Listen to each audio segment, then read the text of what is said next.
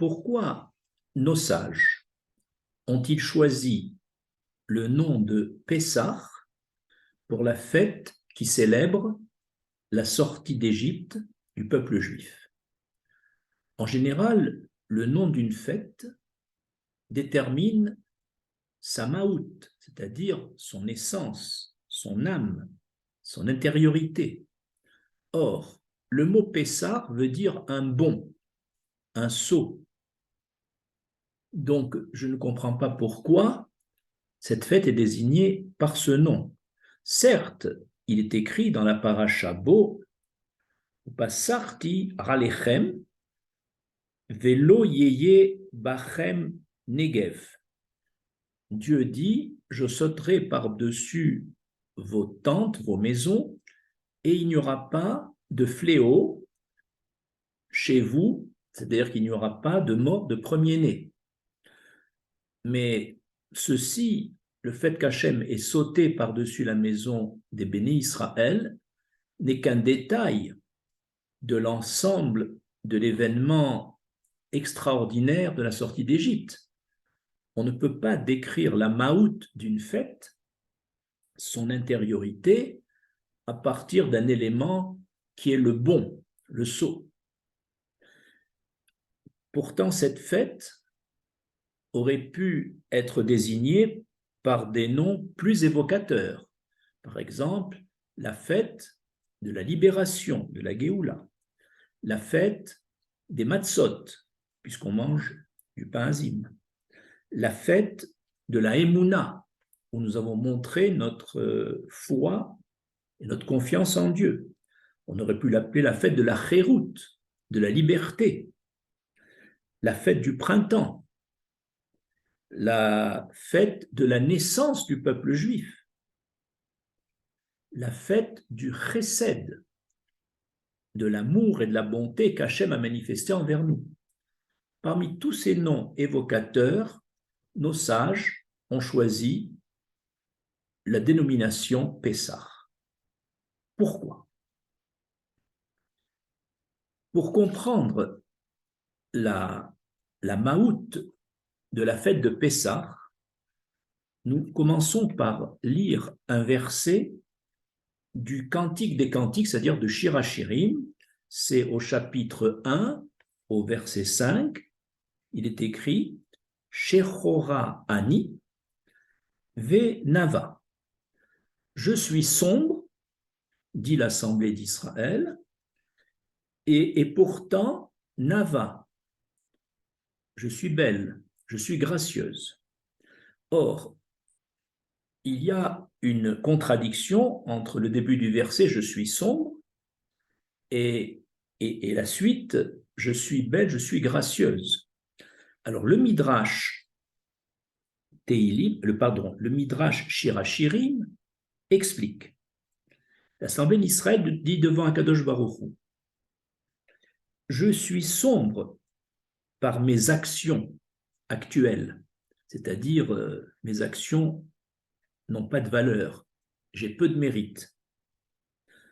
Mais je suis nava, je suis belle, je suis gracieuse, bémarassée à vos tailles, de par les actions accomplies par mes pères, c'est-à-dire Abraham, Yitzhak et Yaakov.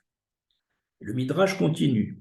Shechora ani bemitzrayim, je suis sombre en Égypte, où je suis en ce moment, venava ani, et je deviendrai gracieuse au Har Sinaï quand je dirai dans quelques jours Kol Asher Diber Hashem Narase Venishma, quand je serai capable de dire tout ce que Dieu nous a demandé, nous le ferons et nous chercherons à comprendre.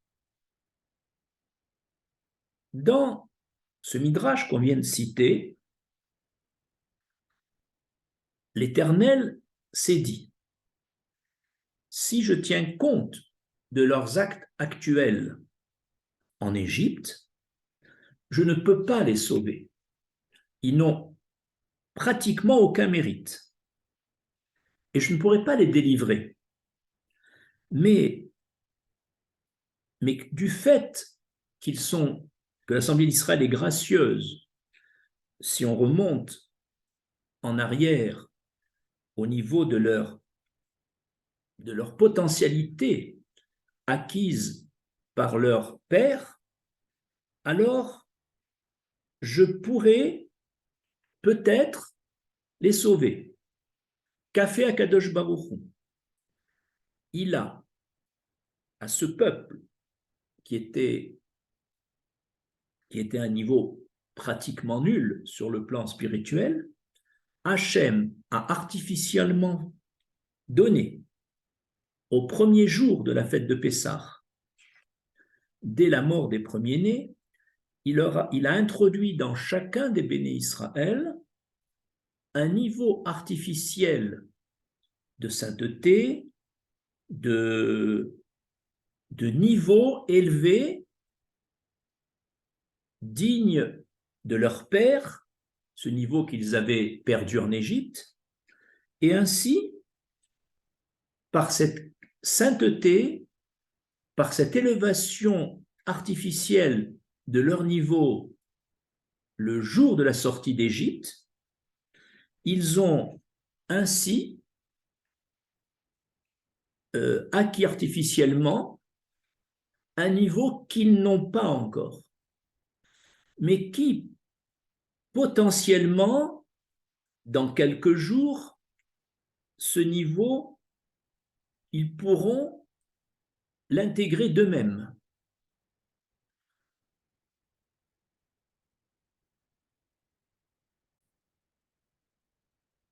Ainsi l'Éternel leur a fait crédit, leur a fait confiance.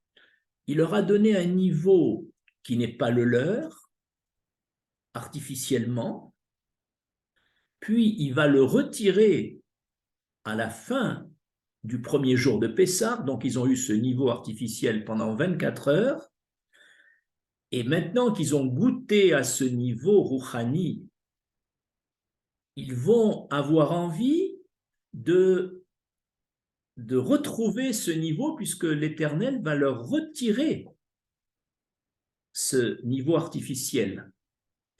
Ainsi, on comprend pourquoi la célébration de la sortie d'Égypte est dénommée Pessah, le bon. Il y a ici deux sceaux, deux bons. Hachem a fait un bond entre le niveau de leur avot, de leur père, jusqu'à eux. Il y a eu un saut, S-A-U-T, de niveau, et Hachem leur fait crédit, leur fait confiance que grâce à ce niveau artificiel obtenu pendant 24 heures, ils vont pouvoir, dans quelques jours, plus exactement dans 50 jours après la sortie d'Égypte, être capables d'atteindre un niveau comme celui d'Adam Arishon et être capable de dire Hachem, on te fait confiance. Narasé Venishma.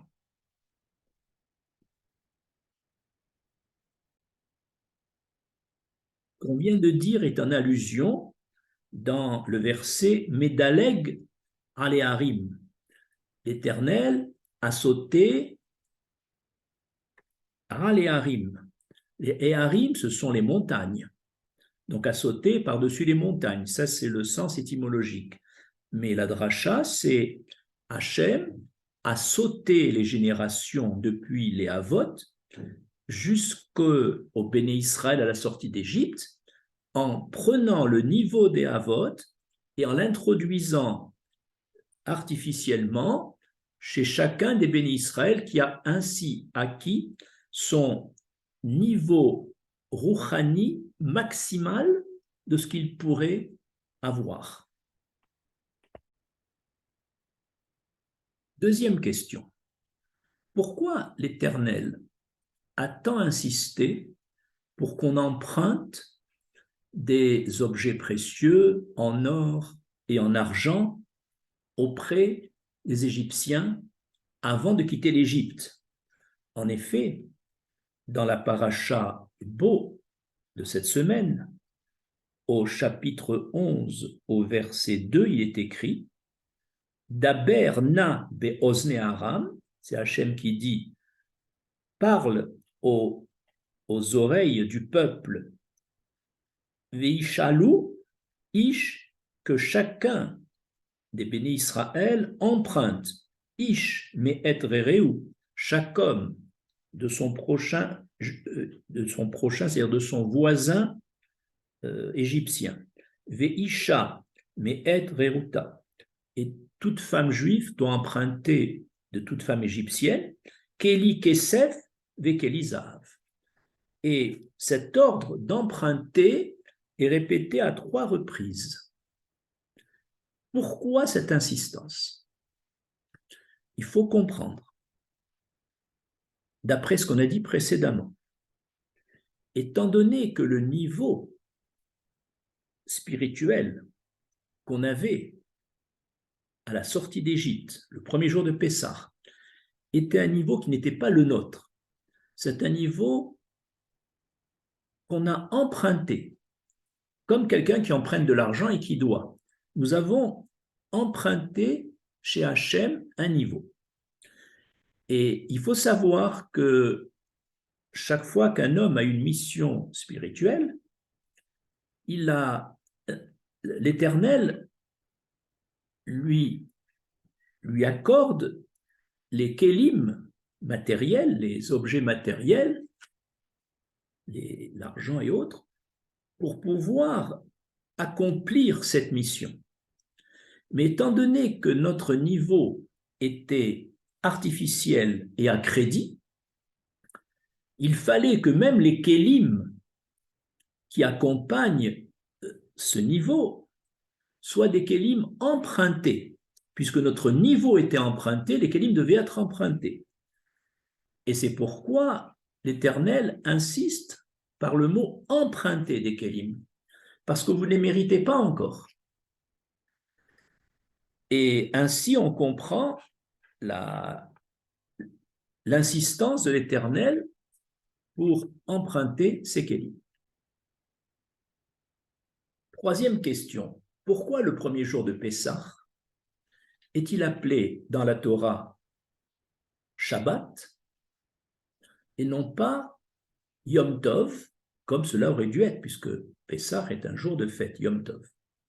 En effet, il est écrit lors de l'ordre donné de compter à partir du deuxième soir de Pessah, de compter ce qu'on appelle le Homer, c'est-à-dire de compter une progression jusqu'à la fête de Shavuot, donc pendant 7 semaines. Et là, la Torah dit comme ça, Be Machorat à Shabbat, au lendemain du Shabbat, Usfartem Hamishim Yom, vous compterez 50 jours jusqu'à Shavuot. On aurait dû dire, mais Machorat à Pessah, ou Machorat à Yom Tov. Pourquoi dit-on Shabbat? On a substitué le mot Pessah ou Yom Tov par le mot Shabbat. Pour comprendre pourquoi la Torah a fait cette substitution, c'est justement la différence entre un Shabbat et un Yom Tov est la suivante. Un Shabbat, la Kedusha, la sainteté, la pureté de ce jour vient du ciel et est indépendante de l'état des bénis Israël. Donc le Shabbat vient chaque 7 jours, depuis la création, apporter dans ce jour une sainteté exceptionnelle. Par contre, le Yom Tov, c'est une fête, comme toutes les fêtes, Pessah, Shavuot, Sukkot, c'est une fête dont l'élan spirituel commence par le bas et va vers le ciel. C'est en sens contraire. Et, et étant donné que ce premier jour de Shabbat, ce premier jour de Pessah, il a le statut de Shabbat plus que de Yom Tov. Pourquoi? Parce qu'on a appris que ce n'est pas nous qui, avec notre niveau si bas, pouvions envoyer un rayon de Kedusha vers le ciel. Alors le ciel nous a prêté à crédit ce niveau. Et comme ce niveau de Kedusha vient du ciel vers les bénis Israël, donc ce jour-là, on a vécu notre premier jour de fête, mais sous le cadre d'un Shabbat, puisque nous recevions cette Kedusha depuis le ciel, d'après ce qu'on a dit au début de ce cours. On comprend maintenant pourquoi il est écrit Memachorat, un Shabbat. Quatrième question. Pourquoi ce décompte du Homer qui montre une progression de notre niveau entre la sortie d'Égypte et le jour du don de la Torah à Shavuot, pourquoi dans cette progression, pourquoi ne commence-t-on pas dès le premier soir de Pessah? Pourquoi nous commençons le décompte du Homer seulement au deuxième soir? Voici l'explication. Étant donné que le premier jour de Pessah, nous avons vécu un jour exceptionnel avec un niveau artificiel à crédit. Donc, quand à la fin de ce jour, à la fin du premier jour de Pessah, au moment où le soleil va se coucher, on nous a retiré ce niveau auquel nous avons goûté pendant 24 heures, on a eu envie de retrouver ce niveau, mais il nous a été enlevé. Et donc, c'est parce qu'il nous a été retiré que nous avons envie de le retrouver et de progresser pour le retrouver de nous-mêmes. Et donc, c'était normal de commencer ce décompte à partir du deuxième soir, parce que c'est le moment où on nous a retiré ce niveau et on a envie de le retrouver. Cela ressemble au cas d'un fœtus qui est dans le ventre de sa maman et qui, d'après nos sages dans le Talmud Nida, est nourri,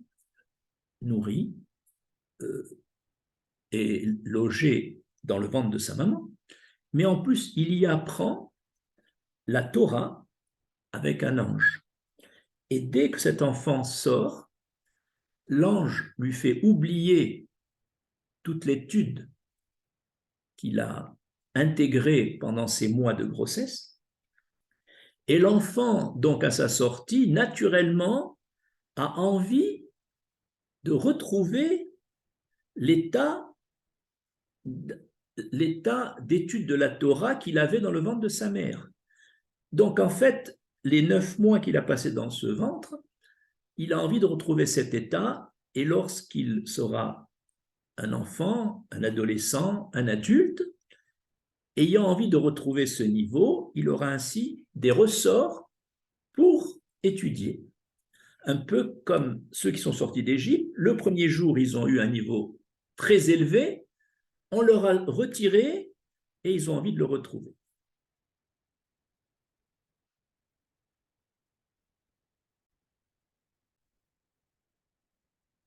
Cinquième et dernière question, pourquoi l'ange Samaël a accusé le peuple juif le 7e jour de Pessah, au moment où nous allions traverser la mer, et non pas à la sortie d'Égypte au premier jour? En effet, dans le Midrash Yalkut Shimoni, l'ange Samaël dit à l'Éternel, Ribono shel Olam, maître du monde, je ne vois pas la différence entre au moment où tu vas ouvrir la mer pour les bénis Israël et la refermer sur les Égyptiens, je ne vois pas pourquoi tu fais cette différence de traitement? Les uns sont idolâtres et les autres sont idolâtres. Pourquoi cette accusation n'a-t-elle eu lieu qu'au 7e jour et pas au premier jour? La raison est toujours d'après la théorie qu'on a développée. Étant donné qu'au premier jour, quand nous sommes sortis d'Égypte, Hachem a reconnu lui-même que notre niveau était pratiquement nul.